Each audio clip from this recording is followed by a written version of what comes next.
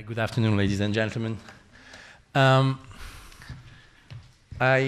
have the privilege this afternoon to introduce you, in fact, the part of the second pillar of Horizon 2020, which is dedicated to support to SMEs and access to finance. But in order to introduce this presentation, I just would like to show you something. It looks like a pen, but in fact, it's not only a pen. It's also a USB key with flash drive. And what is this? This is something created in this country by a company called M Systems. It was an SME, an innovative SME founded by Dov Moran. It was an SME which was so successful that it was at the end listed as a NASDAQ company. And it was so successful also that finally it has been bought by the main competitor, which is SanDisk, but in a condition which was very, let's say, interesting for the founders. So in other words, in this pen you have the illustration that if we are supporting in the right way an innovative SME, not only it creates job, but it creates also growth. And this is exactly what are the key objectives of the two programs that I will introduce you. And this is part of our main objective, and if not the main objective of Horizon 2020, to support via research and innovation, growth and jobs in Europe, but also in the associated countries of Horizon 2020.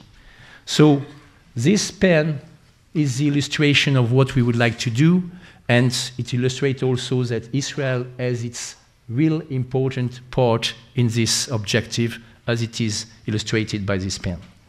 So I will share my presentation this afternoon in two parts. The one which is more dedicated to support to SMEs, and then I will make a presentation regarding financial instruments, which you will see will be also dedicated for SMEs, but not only for SMEs. So let's start by the SME support in Horizon 2020. So let's first recognize that SMEs are clearly the driving force of economic growth and jobs in Europe, but also in other countries. Here you have some figures which speak for themselves. I mean, 99% of EU enterprise, in fact, are SMEs. They represent 85% of the new job in the private sector.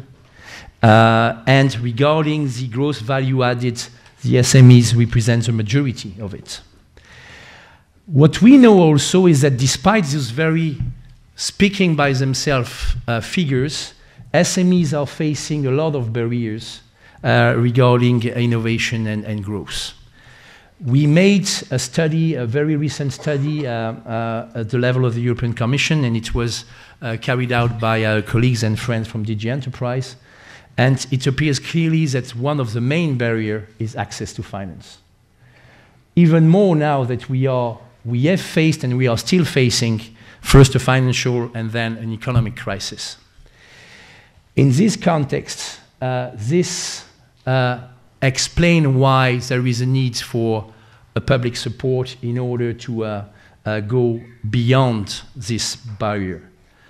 They are facing also something which has nothing to do with access to finance, but which is also crucial, which is a shortage of knowledge and skills in order to expand themselves.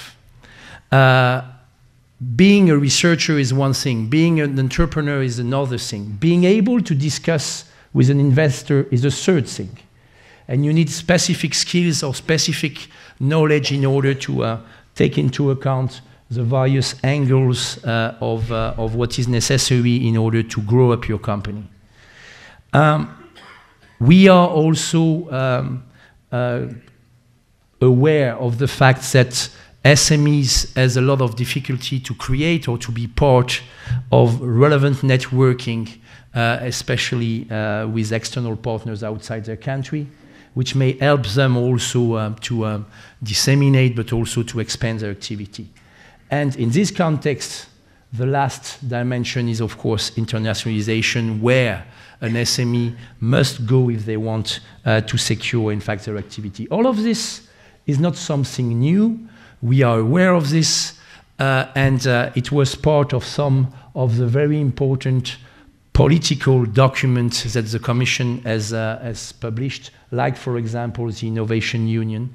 The Innovation Union commitment number 7 mentioned clearly that there is a need to do more, especially for the involvement of SMEs in the future European Union Research and Innovation Program. So the first delivery of this commitment of Innovation Union is indeed the proposal that the Commission made and which was endorsed by the Council and the Parliament regarding Horizon 2020.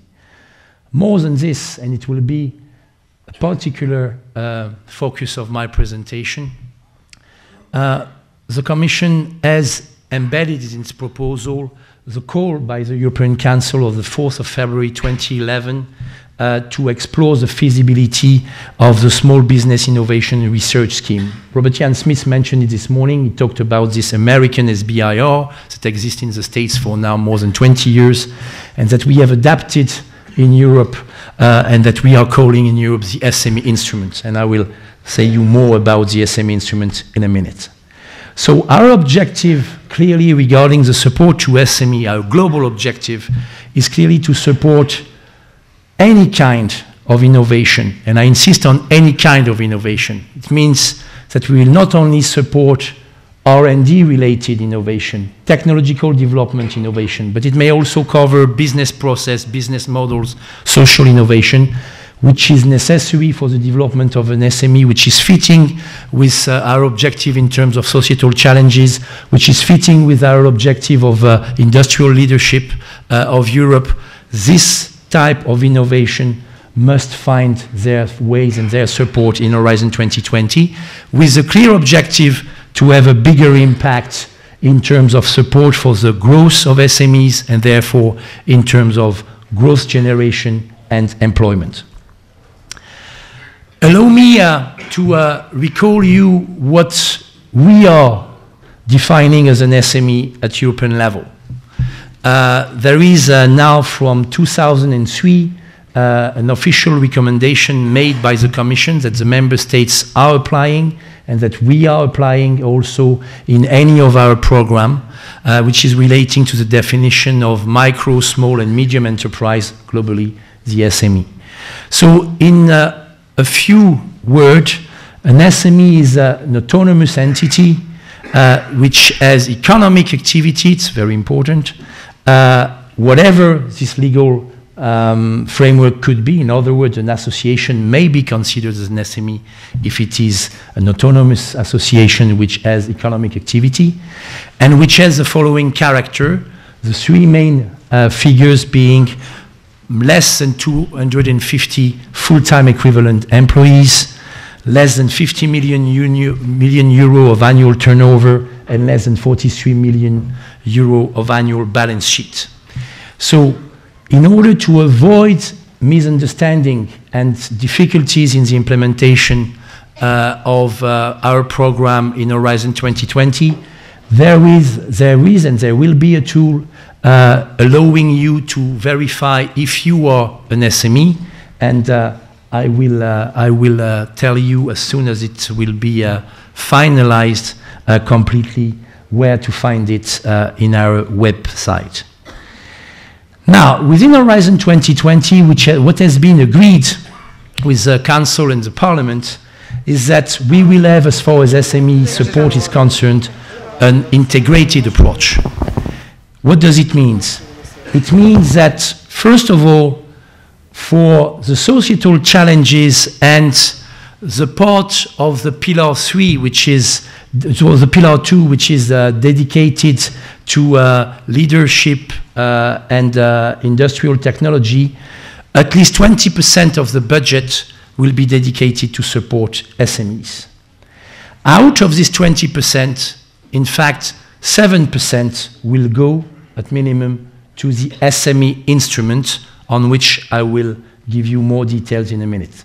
The remaining part will be implemented via the usual collaborative project. I said usual in the terms that they are designed in such a way that you have a collaboration with other stakeholders than SMEs, but they are not usual in their objective, as underlined this morning by Roberт-Jan, but also by John Bell and by Lynn.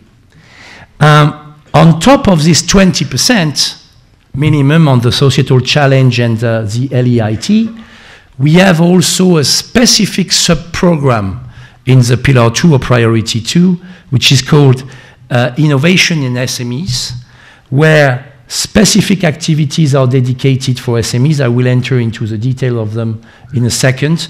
But what you should have in mind is that this is a place where you will have the implementation of the successor of Eurostar 1, so Eurostar 2. This is a place where you will find the improvement and succeeding activities that you should find in the past in the CIP regarding enhancing innovation capacity and market-driven innovation. And last but not least, you will have also a very important share of the budget of access to risk finance that will be dedicated to SMEs, not only on debt financing, meaning access to loans via guarantee or counter-guarantee mechanism, but also in the early stage equity venture in cooperation, in particular also with the other key program supporting SMEs in the next programming period, which is COSME, and I will say a few words about this. Now, as I said to Marcel, I tried to make a presentation which is very didactic and going directly to how things will work, what will continue to exist, what is stopped, in order to be as transparent as possible and as clear as possible. If I'm not, please do not hesitate to ask me any question in the question and answer session. Now, let's start by what continues and is improved, because by definition you have understood that the paradigm is changing. Horizon 2020 is not the pure continuity of FP7. It's more than this, it's more ambitious than this. But nevertheless, some of the schemes in the way they are implemented are not modified, they are improved in their design. What will continue, as I already told you, is the SME participation in the collaborative R&D and innovation project, in the societal challenges, but also in the LEIT. What will continue is Eurostar, with some improvement of Eurostar. I will say a few words on Eurostar later in this presentation. What will continue is the enhancing of the innovation capacities that you can find, for example, in Innova today in the CIP. What will continue and will be improved also is the mobility of researchers involving SMEs in the Maria Sklodowska-Curie actions. And what will continue at a certain extent is the access to finance, because in the access to finance, we launched 2 years ago a pilot supporting SMEs in debt financing within FP7, which is called the RSI. So we will continue it. And in the CIP, as you know, there was the early stage venture, equity venture, that we will continue also, but will improve it. What will stop and will not exist anymore, and what existed in the FP7, is a research for the benefits of SME, which was a new scheme that we consider now not necessary to continue. What is new, on top of the integrated approach I mentioned a few minutes ago, and minimum 20%, which is bigger than the existing 15% on the cooperation part of FP7, is indeed the SME instrument. The main modification as far as SME is concerned is the introduction of this instrument, and this is why I will dedicate an important part of my presentation to this particular instrument that we consider very ambitious, very fitting with the needs of SMEs. I will try to explain why we believe that it is indeed fitting with the needs of the SME, and why this instrument normally should be able to make a change. Because we will dedicate more support to SMEs than ever. I mean, if you compare what we did in the past with what we are proposing in Horizon 2020, the efforts that will be done to support SMEs was never seen. not only in percentage, but of course also in terms of budget. Because of that, we will ensure a close monitoring, not of the project. We will ensure the relevant monitoring, and we will not create burden on the side of the beneficiaries. But we will ensure, as far as policy is concerned, the relevant follow-up, and we will use for this important performance indicators. If you look carefully to the Annex 2 of the specific program, Horizon 2020, you have a list of indicators. You have several, in fact, which are relating to the performance of SMEs in terms of creation of jobs, in terms of support to growth, in terms to capacity to introduce within the SME or in the market concrete innovation. These kind of indicators that you will find mainly in the Pillar 2 of Horizon 2020 will be crucial in terms of follow-up of the policy, and will help us also, among other indicators, to adjust our policy over the period. Now, the most important change is indeed the introduction of the SME instrument. I'd like to start with this slide just to illustrate, in fact, what we are focusing here, to be very clear and to avoid misunderstanding, misexpectations, and create therefore some frustrations. What we are looking for with this instrument is to support SMEs which are at this stage. Innovative SMEs, which are at a stage of development of their concept, not development of the company, development of a specific concept with the objective to introduce a new process or a new product in a market, and which are in a situation where they definitively need a support because for the time being the concept is not validated. They have not the necessary skills in order to be attractive for an investor. So they are in fact facing the so-called death valley, what personally I will call the first death valley, because you have several later on, and they will have also to face the Darwinian sea when they will compete with the other SMEs in the same markets.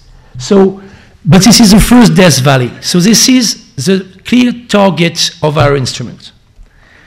Now, the instrument is designed in such a way that we will allow the possibility for this kind of innovative SMEs to enter in the first or in the second phase, which are illustrated here by the two first circles. Either they are at a stage where the concept as such is not completely finalized, and I will explain what we understand by this. So there is a need for a proof of concept work first, and if it is the case, the idea is to provide them the necessary support to make this proof of concept. If the concept is already validated, therefore, they need to verify and to prepare to verify some concept, especially to test at a certain level, at a bigger scale, for example, or at a lower scale. It may be miniaturization also of the technology. Or they have to develop their own skills by hiring specific people which have specific skills. They have to protect themselves regarding IP and things like this. In a word, to summarize, they have to prepare themselves in order to be investor ready, in order then to be able to expand, to grow up, and therefore to attract potential new investors. And this is the purpose of phase 2. Phase 2 is the purpose to prepare the company which has already validated the concept on a particular process or product, linked to a technology or linked to a process. This is the purpose to prepare themselves to be investor ready. And then, of course, the objective is to expand, to commercialize, perhaps to go abroad, when I say to go abroad, outside the union, so that, in other words, to internationalize their activity, and this is the phase 3. Now, concretely, what we are proposing, therefore, is a direct support via Horizon 2020 for phase 1 and phase 2. In phase 1, so the proof of concept phase, the idea is via a simplified business plan that we are calling Business Plan 1, where you have only to submit something like 10 pages, not more. The idea is to explain why you intend to validate your concepts by making a feasibility of the concept as such, by having a better understanding of the IP regime and what is needed in order to make it as secure as possible, by potentially make some additional design study, by making some partner search, because you will have to create a relevant network of partners in order to build your concept. So this is the purpose of the phase 1. Because we want to have something straightforward, because we have designed this scheme in a way where we would like to answer to the needs of the SME, this phase 1, in fact, will be supported via a lump sum. So in other words, you will not have to justify your costs. You will just have, as soon as your proposal is accepted, to provide at the end of a period of maximum 6 months a final report, and I will come on the content of the final report in a minute. So you will receive a first pre-financing, and you will have the end of the payment at the moment you will submit your final report. This lump sum will be equal to 50 kilo euro, as I told you, for a duration of maximum 6 months. It may be less than 6 months. Now, let's imagine that at the end of this period, you decide not to continue, or you decide to take another way. You will have the possibility to do it. So you have no obligation, if you go first to phase 1, to submit a phase 2. What will be introduced in order to speed up the process is that, in fact, your output of phase 1 will be a part of your submission in phase 2 in order to speed up the process and to ensure that during at the end of phase 1 and the beginning of phase 2, the period will be as short as possible.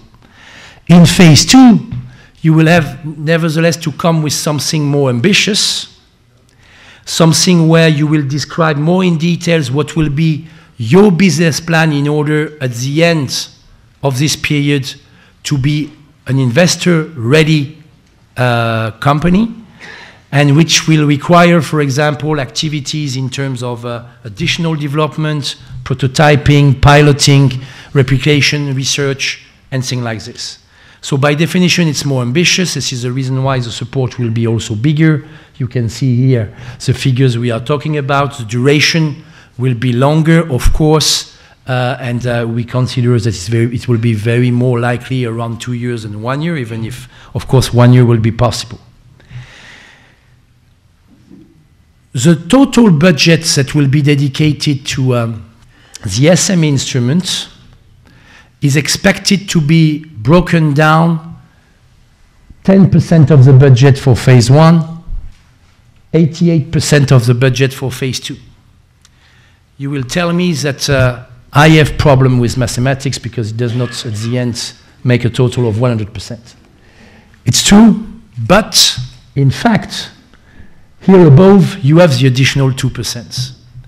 The 2%, in fact, will be provided by an additional support that we will offer, which is coaching scheme. Coaching schemes will be offered, in fact, to the SME in phase 1 and in phase 2. I will enter into more details in a minute on the coaching, but it will be on top of the figures which are mentioned here. Allow me to say a word on phase 3. Phase 3 is a moment where investors can jump on the development of the SME. When we are talking about investors here, we are talking broadly about equity funding, like VCs or angels or family offices. But we are also talking about loans funding provided by commercial banks. We are not supporting directly this under the SME instrument. What we will ensure, nevertheless, is that the SMEs that will be supported under phase 1 and subsequently phase 2 or directly under phase 2 will be put into relation with, first, the financial intermediaries that we will select under our own EU financial instrument, that I will present you in a minute, and or with the national or regional existing schemes of equity and debt. And you have also in Israel these kind of schemes that already exist. On top of this, and it's not mentioned on this slide, but it will be mentioned in a subsequent slide when I will present you the accompanying measures that we are launching also this year. On top of this, between phase 1 and phase 2, we will organize a non-binding assessment of proposals moving from phase 1 to phase 2. An evaluation that will be made by investors, so by venture capitalists, by bankers, by business angels, by super angels, this kind of investors, who will look at the proposal and who will identify, according to their knowledge of the market in which they are involved, the most promising SMEs. It will have no impact on the fact that the project will go from phase 1 to phase 2, but it will create the possibility of a first contact for those promising SMEs with a certain number of potential investors. Now, what type of SMEs are we targeting with this instrument? On top of the specific moments that I underlined in the beginning of my presentation, we are targeting all type of innovative SMEs, which has a clear, strong ambition in terms of growing up and internationalization of their activities. This is the target. It means, and I would like to be crystal clear on this, because I have received already a lot of questions in other countries where I made this, not this presentation, but a presentation on the SME instrument. This instrument is for SMEs and for SMEs only. So if you are not fitting with the definition of an SME, you cannot submit a proposal. So you must fit with the definition of an SME. It means that Chamber of Commerce, clusters, they are not able to submit a proposal. First thing. Second thing is that, and it's a very important feature of this instrument, second thing is that it's an instrument where you can submit a proposal alone. An eligible proposal is a proposal with a single innovative SME which has a clear ambition to grow up and to internationalize its activities. It does not mean that you have not the right to come with a consortium. You can come with a consortium, but therefore you will have to explain why there is a need of a consortium. A consortium of SMEs, huh? And I underline also this again. Not a consortium with research organization and big industry, no. A consortium of SMEs. And it may be the case. It may be the case that your concept can only grow up via a partnership between several SMEs that you decide to implement this all together. This is a right argument. But normally, it should be a proposal made by a single SME. As I told you, there will be no obligation to go over the whole section, the whole phases, so you can go directly to phase 2, or you can go to phase 1 and subsequently to phase 2. The level of funding in phase 2 is equal to 70% of your eligible costs. You know that we have drastically simplified the definition of eligible cost and the level of support. So it's 70% for innovation activities, 100% for R&D activities.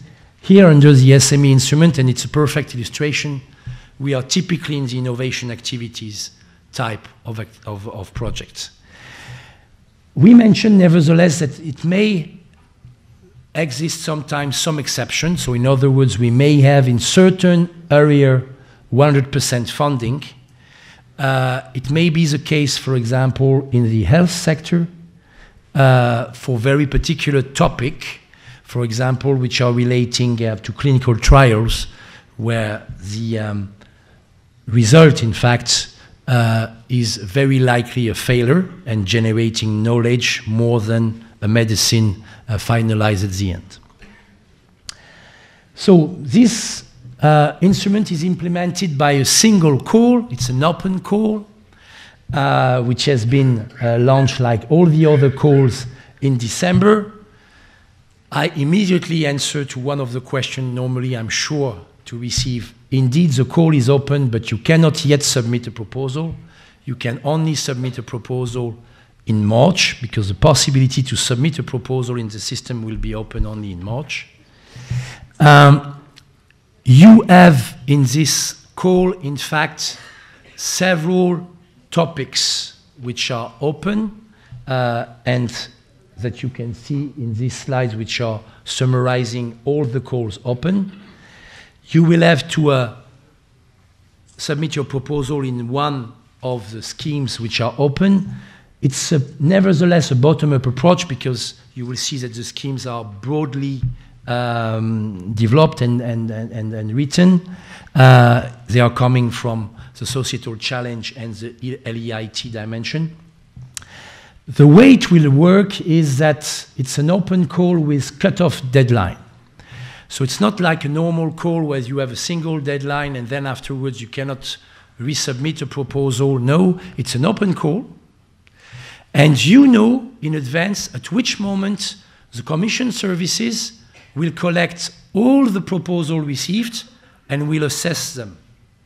So it will be the case for phase 1, as you can see here, in the 3 following dates in 2014. You have already in brackets the expected date for 2015 regarding phase 1, and you have the same for phase 2.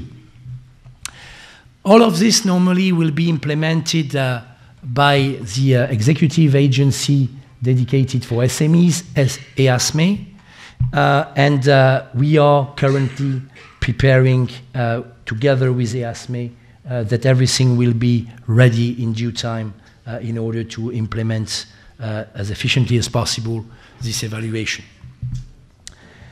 I'd like to add and to underline again some of the eligibility conditions. I will not repeat the fact that you must be an SME or a consortium of SME. Of course, you must be established in member states or associated country, but I would like to insist on the third one.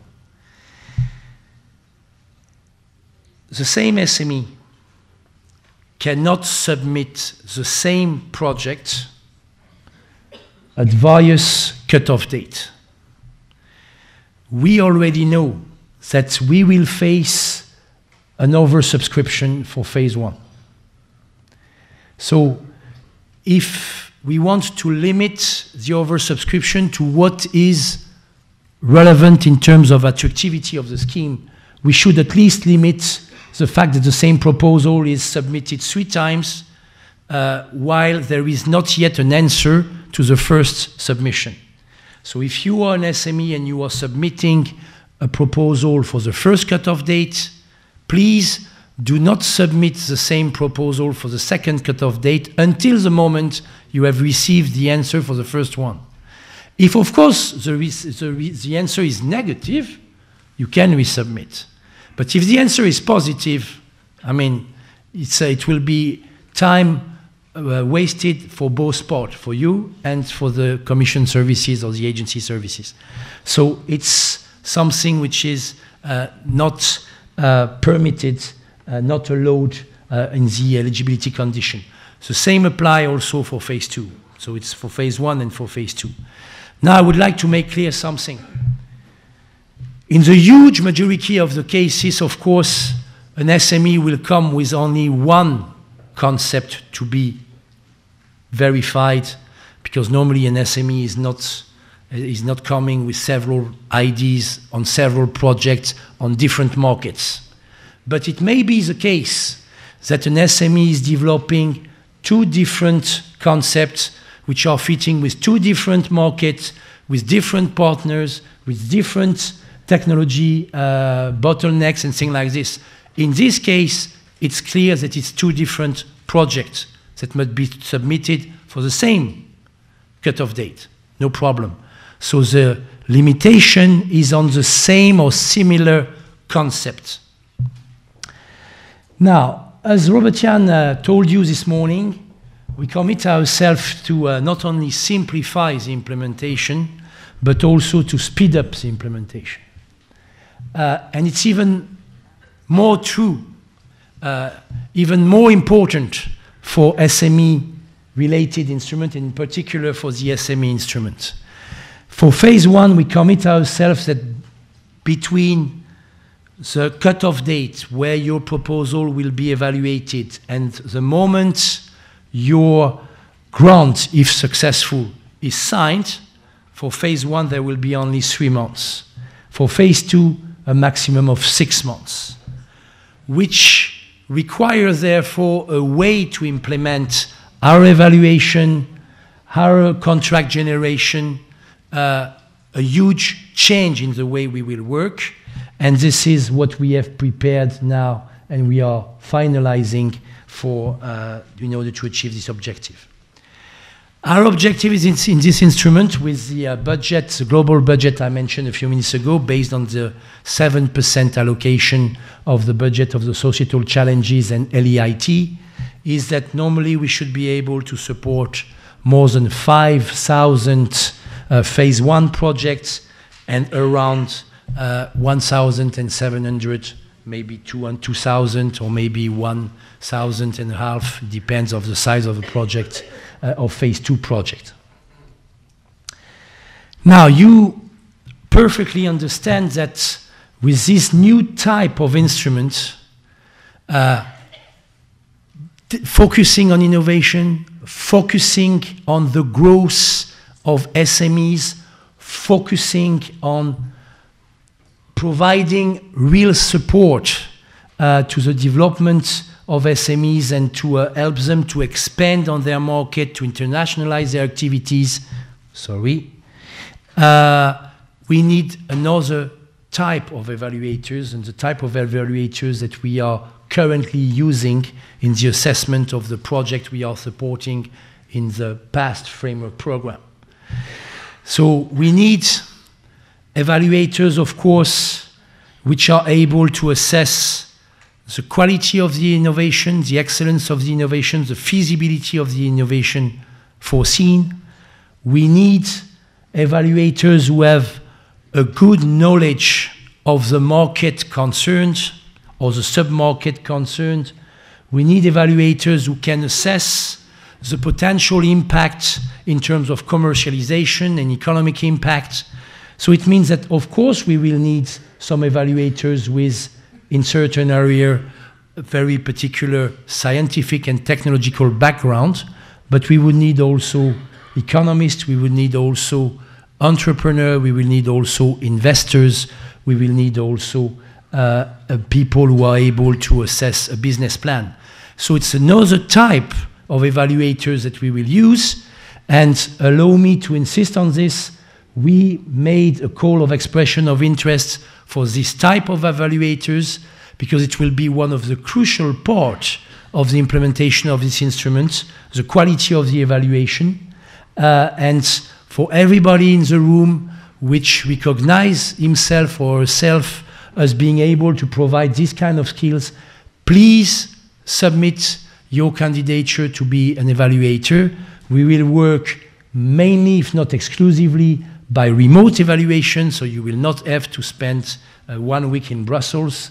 You will work at home, but we need this kind of skills in order to provide us with the relevant skills. I promised that I would say a few words about coaching. The coaching, in fact, will be offered in phase 1 and phase 2, 3 days of coaching for free, and 12 days in coaching for free in phase 2.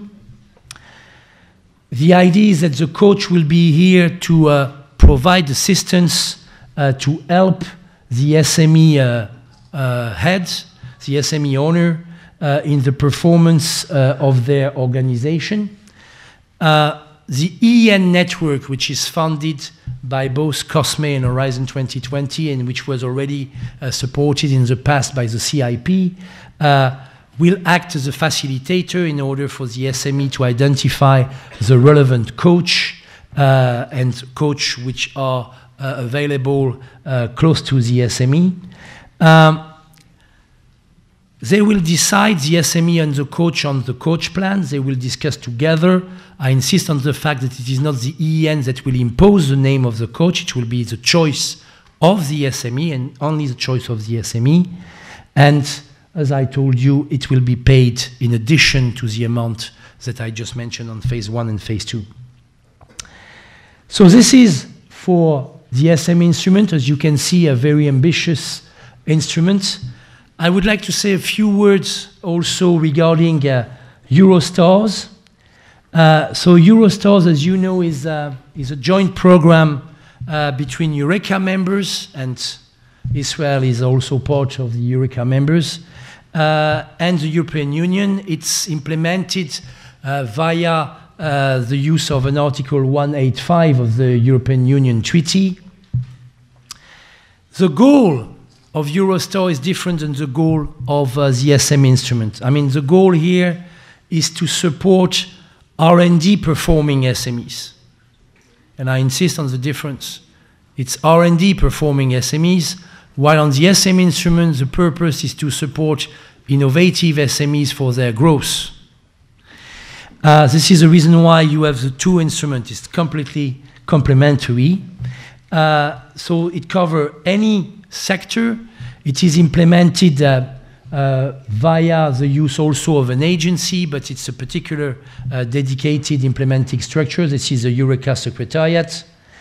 What we will do that will be different than what we did under Eurostar 1, under FP7, is that the objective there also will be to shorten the time to contract, will be to take more into account the Eurostar rules of all the participating countries, because you know that in the Eurostar, in fact, the Commission is making a top-up on existing schemes that exist in the Eurostar country membership. In order to have a bigger impact in Eurostar 2, the focus will be more, not exclusively, but more on SME with up to now had no previous international research experience. This instrument will benefit for more or less the triple of the budget that it had under FP7. I said more or less because the current discussion with the EP and the Council are not finalized. They are, as far as I know, very promising because for the time being, the discussion on the budget are quite positive, at least for the time being, and there is no wish on the side of the Parliament or the Council to cut the budget, but until the moment everything is signed, I prefer to be prudent. What is important is that the EU contribution for this program will be around 287 million euro, which represent a third of the contributions that will come from the Eurostar countries participating. We are collecting right now the declaration of member states of Eureka ready to participate to Eurostar. It's going in the right direction, so normally we will be able to achieve the total support expected. We will be able to tell you more normally in April or May regarding the first calls of proposal, because it's expected that this Article 185 will come to an end as far as the negotiation with Parliament and Council are concerned in April, within the package of the innovation package, where you have all the Article 185 and 187 of the treaty. I'd like to illustrate in a, I admit, very simplified slide, but sometimes it's useful to have simplified slides to give a good overview of how the various schemes are complementary to each other. I admit it's very simplified, but it gives a flavor. In this slide, we have tried to identify where and for which reason an SME is participating. You have here on the left the collaborative research project, whose main purpose is to deliver on R&D and sometimes innovation topics within the societal challenges, and where the SMEs are not necessarily at the heart. They are participating among consortium where the minimum number of participants is 3, but as you know, in reality, is more around 7, 8, and sometimes 10. So it's, let's say, the upstream part regarding R&D driven projects. If you progress gradually towards market opportunity, you will find first the Eurostars project, which are dedicated to R&D performing SMEs, where you have already less participants, a minimum of 2, and which are focusing on SMEs. And if you go very close to this market opportunity, you will find the SME instrument, 1 participant, only an SME, an innovative SME. So you can see that these 3 types of projects are not cannibalizing themselves. They are complementary. A company may participate in reality to the 3, or may participate subsequently to the 3, depending on its stage of development of a concept. So it's very important to have this in mind in order to better understand where you should submit a proposal. Even if it's not only dedicated to SMEs, I would like to say a few words on another novelty of Horizon 2020, which is the Fast Track to Innovation pilot. Because I have received already today in the corridors a lot of questions on Fast Track to Innovation pilot, as well as on other instruments. I'm not surprised that I've received this kind of question. So what is the purpose of the Fast Track to Innovation pilot? The idea behind is to increase the participation of industry, of SMEs, and of first-time applicants in Horizon 2020 with the objective to stimulate private sector investment in research and innovation.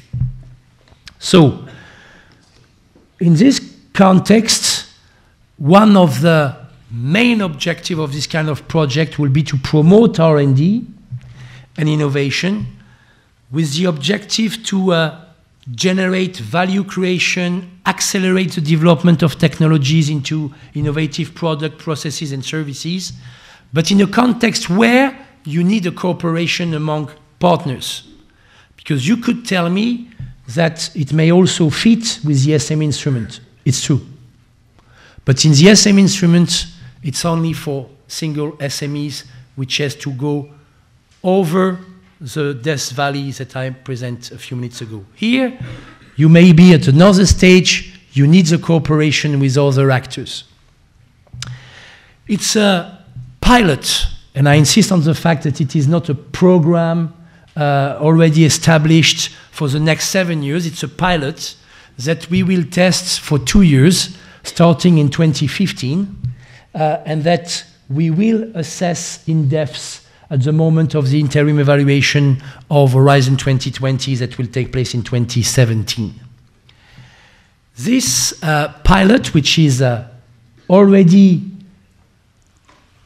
detailed, and very detailed if to compare to other schemes within Horizon 2020, in the rules for participation of Horizon 2020, in its Article 54, will be implemented in the societal challenges and the LEIT part of the second priority, second pillar of Horizon 2020.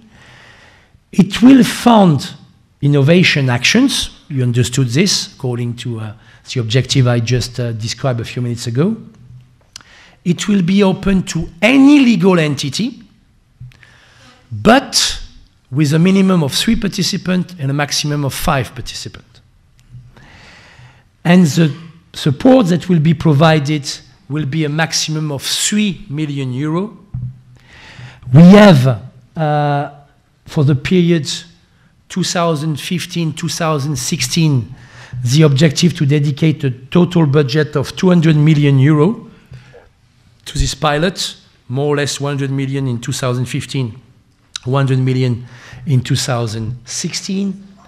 It will work like the SME instrument via an open call for these 2 years with 3 cut-off dates per year, so a total of 6 cut-off dates. The most important impact, the most important criteria will be on the impact of the project. There also, like in the SME instruments, we commit and we will commit ourselves to deliver a time to grant of a maximum of 6 months, so even more ambitious than the 8 months that Robertian underlined for the normal collaborative project that we will do in the other part of the framework program. This is what I can already tell you today.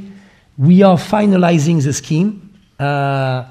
Normally, the final design of the scheme will be available in the next months in order to be able to prepare the calls for proposal, to prepare the evaluation measures, and to be able to announce the launch of the calls as foreseen in 2015. So be aware that this pilot is coming.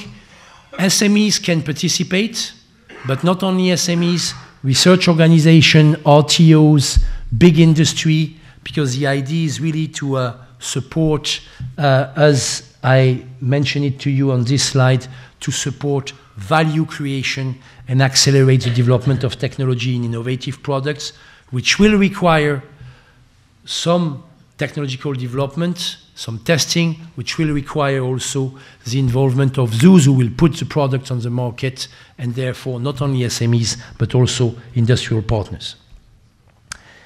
That's all for the SME part. I think that I was longer than expected, but I thought it was important to give you a complete picture of what is at stake on this part. You have, I think, understood that a lot is possible, but nevertheless will require a specific choice on your side if you are an SME, because it would be irrelevant, I think, to participate to all the scheme. It should be better to have a clear strategy regarding the development of your company, the growth of your company, and therefore to see at which moment, at which milestone it would be relevant to ask for support by the various European programs.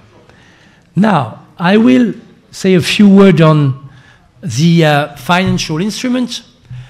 The financial instrument, in fact, are instruments which are relating to financial support which is not a grant, which is not a public procurement, which is not a price. It's everything which is relating to debt, equity, guarantee, counter-guarantee, venture capital, and this kind of instruments. I would like first to recall why there is a need of EU intervention for financial instruments. First, because it's obvious that, especially now that for the last 5 years we are facing an economic and a financial crisis, there is obviously market gap, market failures, and deficiencies in debt and equity market providing support to research and innovation made by the various actors. It's due to various things. It's due to, for example, and it's mentioned also in one of the bullet points on this slide, it's due to the relevant modification of the prudential rules on Basel II, on Basel III, on Solvency II, on CRD4, in order to modify the environment in order to secure also the banking system. It's due to the risk awareness to some of the actors. It's due also to the riskier character by essence of making research and innovation, and in this context, due to the lack of skills also on the side of the various investors to understand better what is at stake and what are the opportunities of a potential startup. All of this explain why there is a need of public financial support in order to support, in fact, this very important segment regarding the growth and the support of employment. All of this has been repeated several times in various Commission documents. I'm mentioning here the European 2020 strategy, the Single Market Act, the SBA, the Small Business Act, the Action Plan for SMEs, access to finance. We are very aware of the fact that there is an important need of support for this type of instrument. It's important also to recall that despite the fact that the support to financial instruments in Horizon 2020 will be bigger than ever, it's not new. I mean, it's now more than a decade that the European Union is supporting and using financial instruments in order to implement its policy objective. We did it already in the MAP program more than 12 or 15 years ago. We did it under CIP, we did it under FP7, we did it into the employment policies with microcredits. We have a long experience of using financial instruments to support SMEs in particular. The interest of financial instruments also is that they have a bigger leverage effect than what you can find with the use of a grant system, where normally the grant has a very low leverage effect linked to the percentage of support, while regarding the financial instrument, the leverage effect is calculated according to the level of the risk you are ready to take. The type of instrument we will support will be more on guarantee and equity. I will come to this in a minute. And usually, even if legally speaking the Commission can do it by itself, as far as equity is concerned, for example, we are using intermediary or interested entity with whom we are working for the implementation, because we believe also that for this type of instrument, we need people with the relevant skills and knowledge. On this scheme, I provide you a general overview of the various financial instruments that will be proposed in the new programming period, covering all the program where you have the use of financial instruments that can support SMEs, but also any other companies or legal bodies. Horizon 2020 is the most important one in terms of budget implemented at EU level. It is accompanied by COSME, and I will say a few words on this because we are very complementary to COSME, which is a program fully dedicated to support SMEs, not only innovative SMEs, any type of SMEs. So this is why we are very complementary. Another very important program, if you are working in the creative sector, meaning music, cinema, games, and things like this, is the Creative Europe program, where you have also a financial instrument of guarantee that will be developed. The Social Change and Innovation Microfinance is also an important program. And last but not least, Connecting Europe, which is dedicated to transport, energy, and broadband. Regarding Horizon 2020, It's almost 3.7% of the budget that will be dedicated to access to risk finance, meaning support for R&D and innovation-driven and innovative SMEs and small mid-caps, meaning support to ambitious RDI projects carried out by big company or specific vehicle, equity funding, this kind of activity that I will describe in a few minutes. This program will provide several instruments of this kind, but will also provide some accompanying measures which are very important in order to make the global environment of access to finance more innovation friendly, and I will explain you one of the first measures that we intend to support. When I'm talking about this 2.8 billion euro for the period 2014-2020, this amount of money will be distributed only on the basis of the demand, so they will be demand-driven. There will be nevertheless a possibility for other part of Horizon 2020 to use those instruments for very particular policy needs. And it will be illustrated in a minute by some of the first action that we will launch this year and next year. So what will we offer? Like I did it for the SME part, I will first be very concrete on what we continue and what we are not continuing. What we continue is the support of big projects which is requesting loans which will be carried out by large corporate or big mid-caps. Here we are talking about loans of a budget that may be up to 300 million euro. We are talking about company like Siemens, Alcatel, Teva, this kind of body, which in fact are looking for additional resources to finance not their project, but their program of RDI in a very particular area. This program is called RSFF under FP7. For the time being, we are calling it RSFF2, but very likely we will come with a new marketing name, but it's a continuation of RSFF. More or less, we will dedicate around 1 billion euro to this program with the objective to leverage an additional 10 or 12 billion euro on the market for this period of time.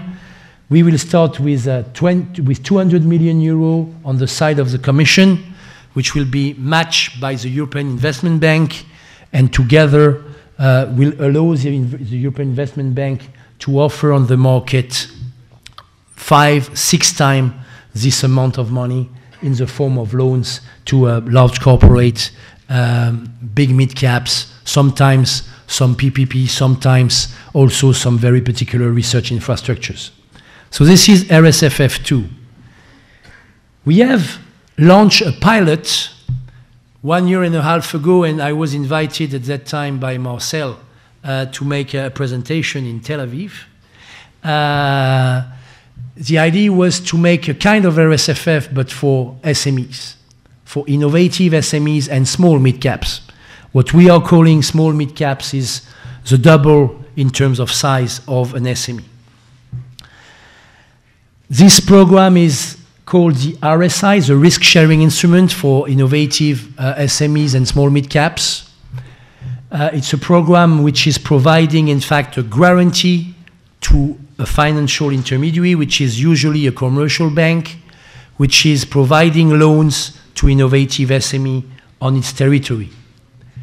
I will show you the results in a minute of this program, which are very amazing, very extraordinary in a period of 1.5 years. And it's a program that we intend to continue. It's a program that we intend to expand. And our objective with the European Investment Fund, because we are working here with the European Investment Fund, is to continue this program, to continue to provide a guarantee of up to 50% of the value of the loans, of the portfolio of the loans provided by the intermediaries. with a budget on the side of the Commission that will reach between 800 million euro to 1 billion euro, allowing therefore to put on the market 5 to 7 billion euro of loans for the innovative SMEs and small mid-cap of the member states and of associated countries. So we will start with 160 million euro for the first 2 years. Now, on this slide, I just would like to show you why we are continuing these two instruments. Because there is no reason to stop an instrument which is working. You can improve it, but you should therefore see if there is a need to continue it and to expand it, and it's obvious that there is a need. Here on the RSFF, I remember you that the objective was to leverage 10 billion euro of loans. In reality, we will achieve more than 12.8 million of loans because this is the amount already signed, and it's very likely that it will be over 13 and not so far for 14 billion euro. And for the time being, the level of default is under control, so we will have the possibility to reuse our contribution and to have a revolving effect with a bigger impact. So the type of projects we are supporting, I thought it was important to tell you that Israel is one of the beneficiaries of this program. You have here the 4 projects that we have funded among the 100 and so projects funded under the RSFF. European Pharma, in fact, is Teva. And I introduce here the example of the 200 million euro of loan provided to Teva, if you are interested in. We had other very interesting project, especially the one of MedInvest, who was an extraordinary story that I can explain to you later, with in reality 5 SMEs behind. Better Place is, how can I say? It was very innovative. And the amount, yeah, but the amount, just to tell you that indeed this program is taking risk. Why it has been cancelled? Because it was signed. So the EIB signed the loan with Better Place, but 3 days later, Better Place announced the bankruptcy. And by chance, nothing was paid. By chance. But they were ready to provide the 40 million euro. It was not sufficient to avoid the bankruptcy, yeah? But they were ready to do it. So just to illustrate the fact that indeed this program is really for risky, innovative, big project like the example of Better Place. Now, I just would like with this slide to show you the result we have achieved with the RSI, so the RSFF for SMEs and small mid-caps. The EU has contributed 270 million euro of guarantees for this program, which are matched, and even more than matched, by the EIF on its own balance sheet, allowing therefore to put on the market a guarantee of 1.2 billion euro. We already know that the 1.2 billion euro will be achieved in 1 year and a half. In reality, it will be very likely around 1.4 billion euro. And what is more important is that we have received 44 submissions coming from commercial banks or guarantee society who were interested to benefit from this guarantee or counter-guarantee schemes. And you have here the list of the 27 agreements signed at the end of last year, but I already know that four or five additional ones on which we have given our agreement before the end of the year will be signed before the end of June.